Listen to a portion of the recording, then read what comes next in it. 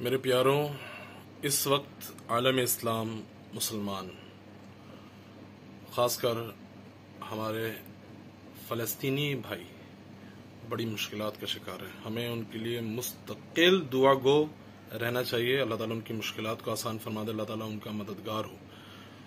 لیکن ہمیں یہ بات یاد رکھنی چاہیے کہ اللہ تعالیٰ قرآن کریم میں ارشاد فرما رہے لا تحزن ان اللہ معنا، غم نہ کرو، اللہ ہمارے ساتھ ہے۔ اور بے شک اللہ ہمارے ساتھ ہے، اللہ کی مدد آئے گی، ہم سب کے لیے آئے گی، ہمارے مظلوم مسلمانوں کے لیے بھی آئے گی، سب کے لیے آئے گی اللہ کی مدد۔